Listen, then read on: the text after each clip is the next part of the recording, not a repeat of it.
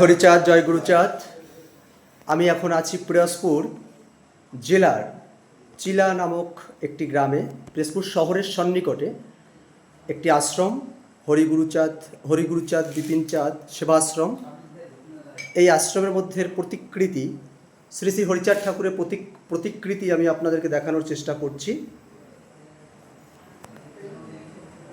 এপাশে মুক্তিবারিধি শ্রী শ্রী গুরুচাঁদ ঠাকুর আছেন, আমাদের অশ্বিনী গোসাই, তারক গোসাই, হেরামন, মৃত্যুঞ্জয় এপাশে আছেন, এবং আমরা এবার দেখাচ্ছি বিপিনচাঁদ গোসাই, তার প্রতিকৃতি। শ্রী শ্রী মদাচার্য বিপিনচাঁদ গোস্বামী ঠাকুর, শ্রী শ্রী ব্রহ্মচারী সুবোধচাঁদ ঠাকুর। আশ্রমটি বেশ সুসজ্জিত। এখানে যখন আসি আমি বেশ পুলকিত বোধ করছি, আনন্দে পল্লবিত হয়েছি। অত্যন্ত আনন্দ স্বাদের আস্বাদন করার মতো একটি জায়গা। আপনারা বাংলাদেশে যদি আসেন, বাংলাদেশের বরিশাল বিভাগের পিরোজপুর জেলা শহরের কাছে, এবং পরম সৌভাগ্য যে আমি এখানে পেয়েছি আজকে যে আশ্রমের কর্মকর্তা আমাদের প্রাণাধিক প্রিয় দাদা অসিত, মতুয়া অসিত দাদা। আমি তার কাছে শুনবো, দাদা একটু সাইড হন, এই সাইডটা আসেন। তার কাছে শুনবো যে আপনি এই আশ্রমের দায়িত্বে কতদিন আছেন? আমি 27 বছর। 27 বছর। আপনার বাড়িটা কোথায়? ইন্দুরকানি থানায় পড়তাসি। ইন্দুরকানি? আচ্ছা, আপনি ছোটবেলা থেকেই মতুয়া দর্শনে আছেন? হ্যাঁ, আমার বাবা এই যে আশ্রম কেন্দ্রবঙ্গের বড়কর্তা বিপিনচাঁদ তারই ভক্ত। তার নাম ছিল কি? স্বর্গীয় অনিলচন্দ্র হালদার। আপনার এখানে প্রতি বছর যে বাৎসরিক অনুষ্ঠান হয় সেটা কখন হয়? এই আশ্রমটি কেন্দ্রবঙ্গের বড়কর্তা বিপিনচাঁদ গোস্বামীর নামে আশ্রম, তারই জন্ম উৎসব পালিত হয় 5ই বৈশাখ। আচ্ছা, 5ই বৈশাখ। এটা হলো তার জন্ম উৎসব। আরও আশ্রমের ছোটোখাটো অনুষ্ঠান আছে, সেটা হলো তার নিজে হাতে গড়া ভাদ্র মাসের সংক্রান্তিতে সাতু উৎসব, নবান্ন উৎসব এবং ব্রহ্মচারী সুভাষ ঠাকুরের ত্রিদান উৎসব, আরও 4-5টা অনুষ্ঠান এখানে হয়। আচ্ছা, আর এখানে দেখলাম যে আপনার ছাত্রাবাস আছে, এখানে ছাত্ররা থাকে এই আশ্রমে? হ্যাঁ। কত ছাত্র আছে এখন? এখন ওরা হয়তো 25-26 জন আছে। 25-26 জন আছে। এখানে 30 জনের মতন থাকার মতন 30 জন ক্যাপাসিটি আছে। আমরা যদি ভারত থেকে কেউ কখনো আসি, রাত্রে কি এখানে থাকতে পারবো? থাকার অবশ্যই। একটু জোরে বলুন। হ্যাঁ, আছে থাকার। আমি আমার হরিভক্ত বৃন্দের উদ্দেশ্যে বলবো, হরিভক্ত এবং এই শহর, এটা তো জেলা পর্যায়ে আশ্রম, শহরের উপরে এখানে ভক্তরা আসলে পরে, এবং যারা এই যে আর এক ওই ভক্ত আসছে, যেরকম বিভিন্ন সময় বিভিন্ন ভক্তরা আসে, তাদের থাকার জন্য এখানে থাকা খাওয়ার ব্যবস্থা আছে। যাক, আমার ভীষণ ভালো লাগলো যে আপনারা জানেন যে আমার অনেক ভিডিও শুনে আপনারা অনেক জায়গায় আসছেন।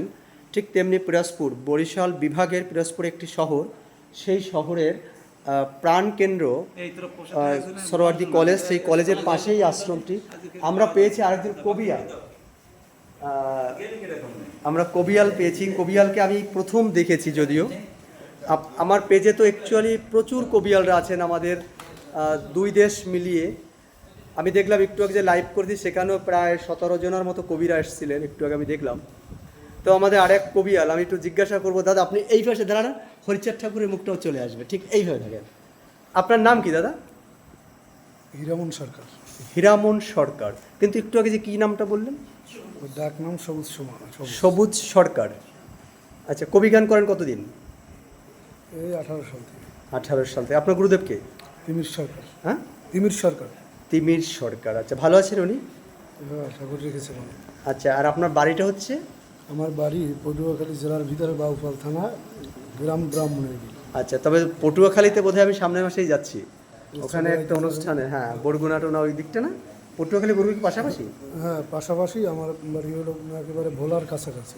আপনার সৃজনশীল শতায়ু কামনা করি, এবং আমরা চাই বর্তমান যে কবি সরকাররা উঠে আসছেন তাদের কাছে একটাই চাই যে আপনারা বৈদিকবাদটাকে একটু আলাদা করে, এটা আমি স্পেশালি বলবো, যে মতুয়া ধর্মের প্রচার এবং প্রসারের লক্ষ্যে আপনারাই ছিলেন গুরুচাঁদ ঠাকুরের একমাত্র কাণ্ডারি, আর সেই ধ্বজা ধরে মতুয়া ধর্মের আদর্শ প্রচার হোক, এটাই চাই। ভাই অভিজিৎ কোথায়?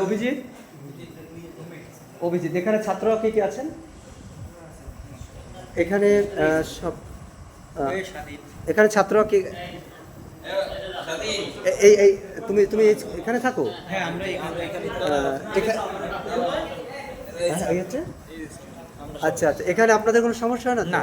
আপনাদের বাড়ি কোথায়? আমার বাড়ি হচ্ছে দক্ষিণ তারাবুনিয়া গ্রাম, রাজাপুর থানা, ঝালকাঠি জেলা। বাহ, আমার ভীষণ ভালো লাগছে। গুরুচাঁদ ঠাকুরের একটি কথা, আগে শিক্ষা আনো ঘরে, হও ধনবান, আচরণে সৎ হও, ডাকো ভগবান। কিন্তু সে ভগবানকে ডাকতে বলেছে 4 নম্বরে গিয়ে। আর প্রথম নম্বরে যেটা ছিল সেটাই এই আশ্রম থেকে করা হয়।